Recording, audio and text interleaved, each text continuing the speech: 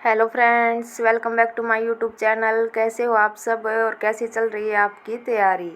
I hope आप सब बहुत अच्छे होंगे।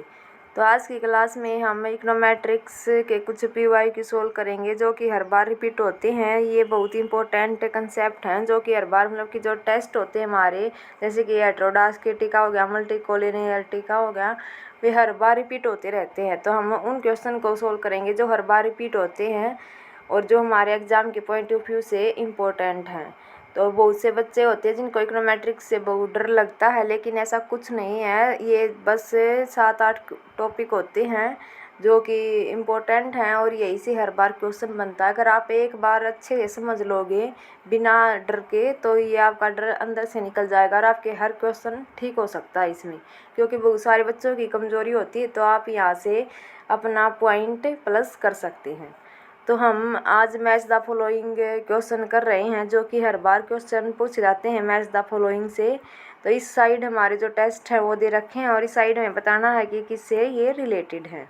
फर्स्ट है Dickey Fuller test, Box Jenkins test, Glejser test और ग्रेंजर टेस्ट।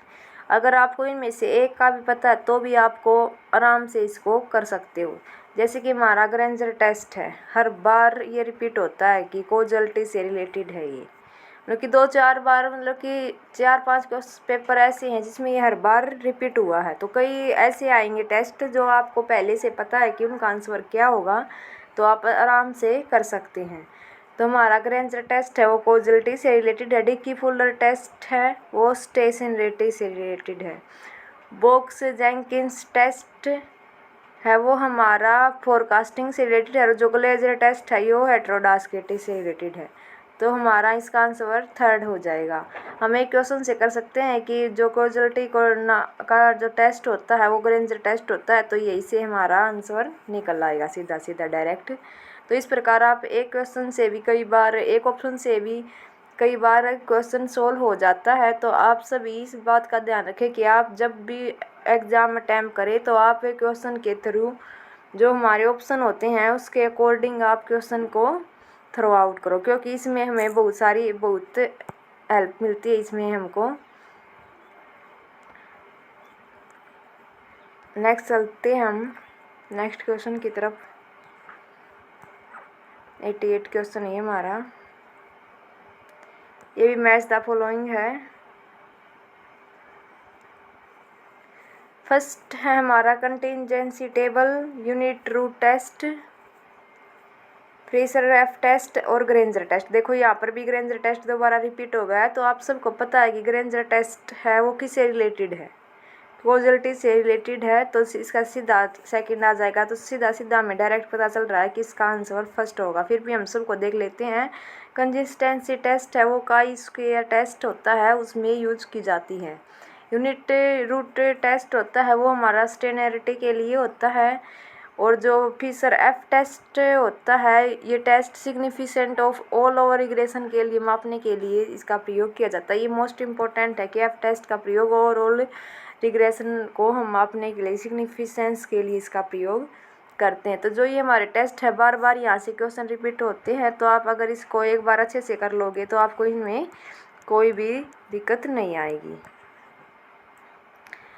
नेक्स्ट हमारा है Koyck test, Durbin Watson test, Fisher F test और ग्रेंजर टेस्ट। देखो यहाँ पर ये दोबारा फिर रिपीट हो गए। तो आप समझ सकते हो कि हर बार रिपीट होते हैं क्वेश्चन, मतलब कि जो कंसेप्ट है वो रिपीट होता है। अगर एक बार आप अच्छे से समझ जाओगे तो आप आराम से इनको कर लोगे।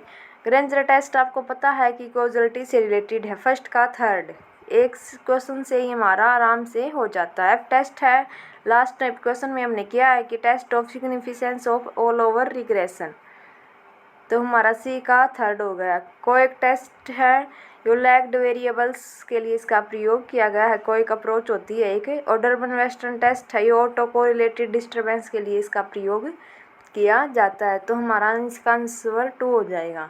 तो आप इसको इनको अच्छे से कर लोगे। एक बार याद करने में एक बार ही दिक्कत आती है, इसके बाद नहीं आती। तो आप आराम से इसको कर पाओगे।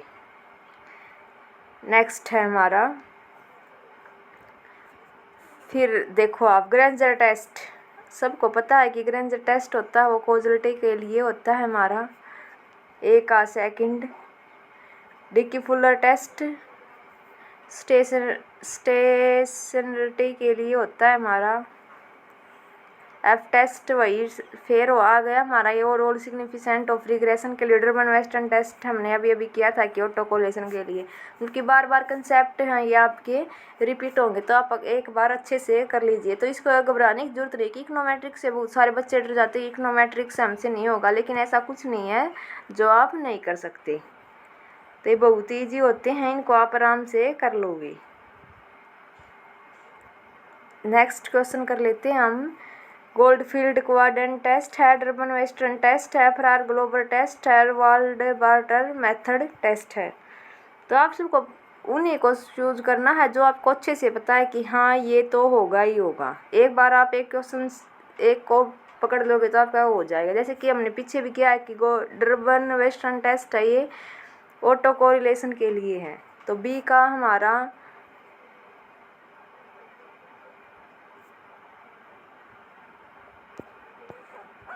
फोर्थ, हाँ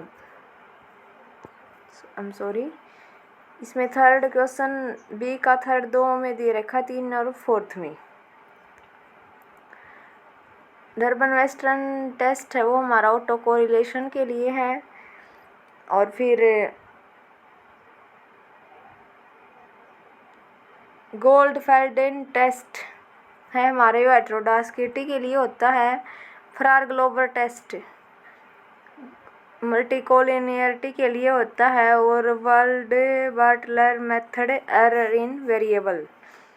तो ये आप सब एक बार अगर आपने ये अच्छे से याद कर लिए कि कौन सा टेस्ट किसके लिए होता है, तो आप आराम से इनको कर पाओगे।